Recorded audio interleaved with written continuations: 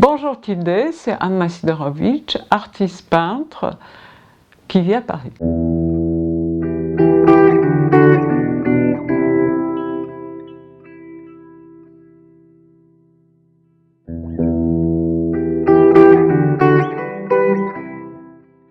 Je suis artiste peintre qui vit à Paris depuis 1985.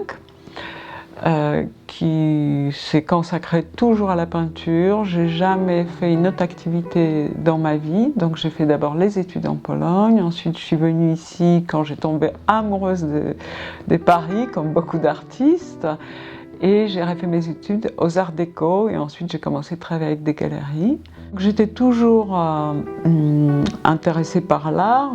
Quand je me souviens, j'ai jamais arrêté de dessiner.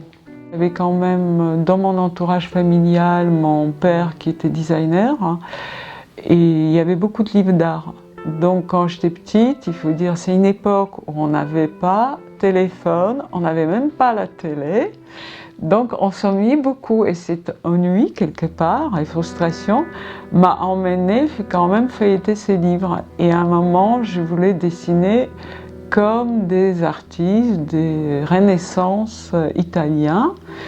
Et c'était mes idoles. Donc j'ai copié et ensuite j'ai rencontré des artistes et ça m'a donné envie de continuer. Donc c'était une réelle découverte, un monde qui m'attirait, même si au début, bon, mes parents, mon père était designer mais pas artiste, ça paraissait pas évident, mais le fait de rencontrer les autres artistes, quand j'étais jeune, ça m'a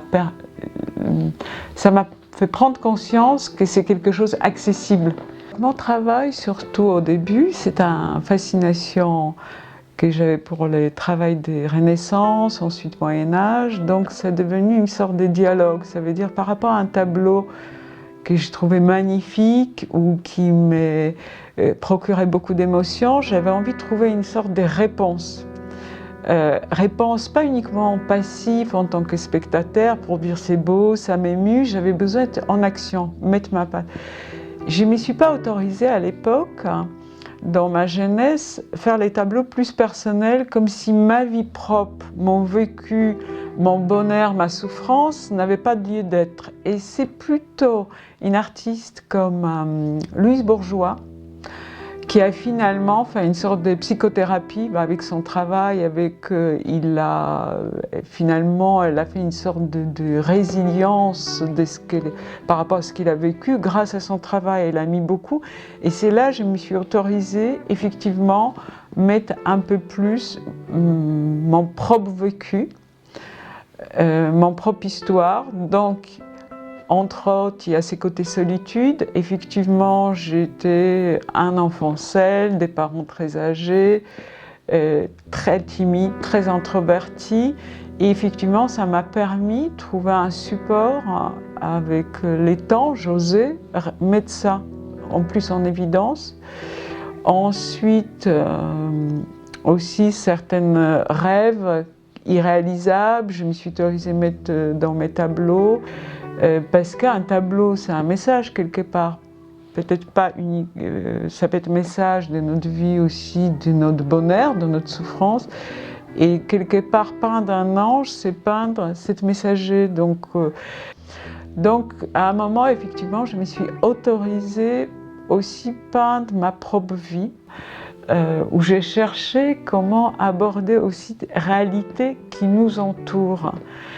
Et j'ai cherché aussi comment, en tant qu'artiste, on peut s'introduire, laisser aussi une trace par rapport à ce qui se passe dans la société. Donc j'ai abordé à ma manière un peu poétique, peut-être un peu léger, peut-être j'arriverai à être un peu plus forte dans mes propos. J'ai abordé les sujets de la nature, femme nature, et aussi au sujet des femmes, où j'ai par exemple créé un tableau Femme taureau, parce que pour survivre dans cette réalité, je dirais il faut devenir très fort. Donc j'ai pris cette symbolique, j'aime bien utiliser côté symbolique, comme j'ai utilisé les anges, un taureau. Ou aussi j'ai fait les personnages qui sont habillés, où ils ont une partie de leur corps, c'est les végétations. Je l'ai appelé demain comme une sorte d'espoir que l'homme va devenir plus égal à la nature. Il ne va pas ni les dominer, ni se soumettre, mais il va trouver un dialogue, une harmonie. Il y a un moment, on dirait j'ai trouvé quelque chose, donc j'ai l'impression d'avoir une pelle et faire les trous, parce que comme si j'avais un trésor à trouver. C'est souvent, il y a un peu cette sensation qui m'accompagne pendant les travaux. Mais je passe souvent par des phases euphorie, épuisement. Je dirais, je suis tellement habitée par toutes ces idées qu'il me faut silence. Donc quand j'arrive à mettre mon idée sur un papier, sur les toiles, quelque chose qui m'est trotté dans la tête depuis des jours et j'osais pas parce que je voulais pas rater ou j'étais pas prête, je me sens forte pour affronter les mondes.